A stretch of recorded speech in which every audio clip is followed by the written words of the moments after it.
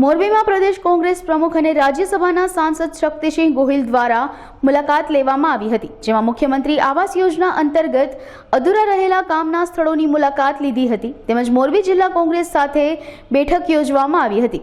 આ ઉપરાંત તાજેતરમાં જાહેર થયેલ બજેટને લઈને ગુજરાતને અન્યાય અને વરસાદને કારણે અનેક જગ્યાએ થયેલ ખરાબ સ્થિતિને અંગે શક્તિસિંહ ગોહિલે ભાજપ સરકાર પર આક્ષેપો લગાવ્યા હતા। ખાસ કરીને આજે મોરબી જ્યારે આવવાનું થયું છે ત્યારે સામાન્ય રીતે આપણે ગામ અને નગર વચ્ચેનો ફરક એ કહેતા હોય છે કે નગર એટલે નળ ગટર ને રસ્તા જેના સારા એને નગર કહેતા હોઈએ। મેં અહીંયા આવતા આપને પણ આપણા કેમેરાની આંખોમાં પણ દેખાયું છે, મોરબી એ નગરપાલિકા છે, નગર છે। હાલત કેટલી કફોડી છે, આવી જ હાલત આખા ગુજરાતના નગરોમાં છે, કારણ કે વરસાદના પાણીના નિકાલ માટે પૈસા તો ફળવાઈ જાય છે કે આ વર્ષે વરસાદના પાણીના નિકાલ માટે સ્ટ્રોમ ડ્રેનેજ વોટરની યોજના કરોડોના ટેન્ડરો આપણે રોજ છાપાઓમાં જોતા હોઈએ, પણ ચોમાસા પહેલાં બધા જ પૈસાઓ ભાજપના ભયમુક્ત ભ્રષ્ટાચારમાં જાય છે। અધિકારીઓને પદાધિકારીઓની મિલીભગત, લવ રીંગણા 2-4 દલા તરવાડીની જેવું કે લે 10-12 ખુલ્લી લૂંટ ચાલે છે। પરિણામે થોડોક જ વરસાદ આવે અને નગરોમાં લોકો પરેશાન થાય છે, એનો એક નમૂનો અહીંયા જોયો છે। બીજું, અમારા સ્થાનિક આગેવાનોએ એક વાત કરી હતી કે મોરબીમાં મુખ્યમંત્રી આવાસ યોજનાના સેંકડો મકાનો બનવાના હતા। 2013માં એના ટેન્ડરો અપાયા। આપણે આજે સ્થળ ઉપર ઊભા છીએ, અહીંયા ચારે બાજુ જે મકાનો છે એના ટેન્ડર 2013માં અપાયા। 32 કરોડ રૂપિયાના ખર્ચે કોન્ટ્રાક્ટરને કામ અપાયું અને પૈસા એવા ખવાણા છે આ કામમાં કે તમે પોતે પણ જોઈ શકો છો કે પોપડા પડે છે। એક પણ મકાનમાં એક પણ કુટુંબ રહેવા આવી શક્યું નથી। 2013, આપણે 2024માં છીએ, 11 વર્ષ પછી મોરબીની આ મુખ્યમંત્રી આવાસ યોજનામાં એક પણ ઘરમાં એક પણ વ્યક્તિ રહેવા નથી આવ્યો।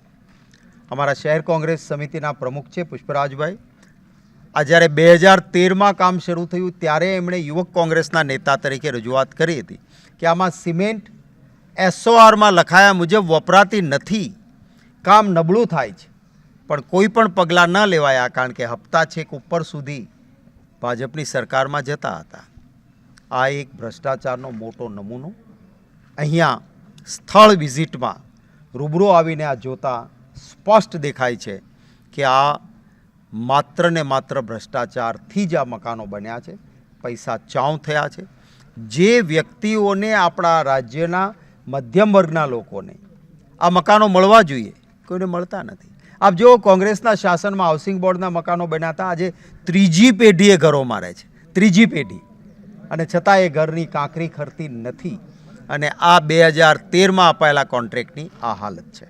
મુદત વધારો શેના માટે આપવાનો ભાઈ? 2013થી 2024 એટલે 11 વર્ષ, 1 વર્ષમાં આ કામ પૂર્ણ કરવાનું હતું। મારી પાસે જે કોન્ટ્રાક્ટ અપાયો એના વર્ક ઓર્ડરની નકલ અમારા શહેર કોંગ્રેસ સમિતિના પ્રમુખશ્રી, જિલ્લા કોંગ્રેસ સમિતિના પ્રમુખશ્રી, અમારા માજી ધારાસભ્યશ્રી સાથે છે, એમની પાસે છે, આપને આપશે એની નકલ, વર્ક ઓર્ડરની નકલ।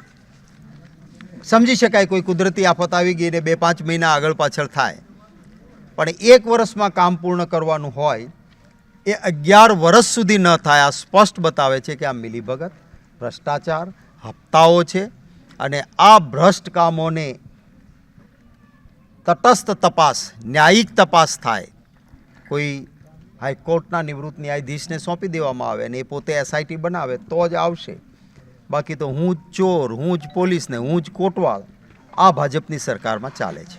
આ અહંકાર છે ભારતીય જનતા પાર્ટીનો।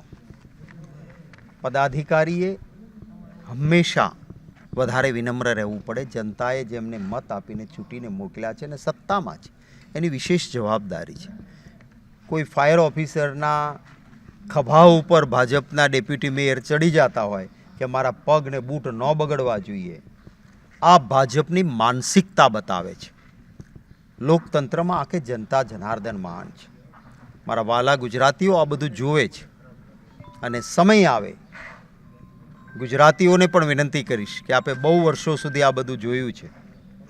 હવે સેવાની સાધના કોંગ્રેસ કરવા નીકળી છે અને આ ભાજપના અહંકારને ગુજરાતની જનતા જ તોડશે.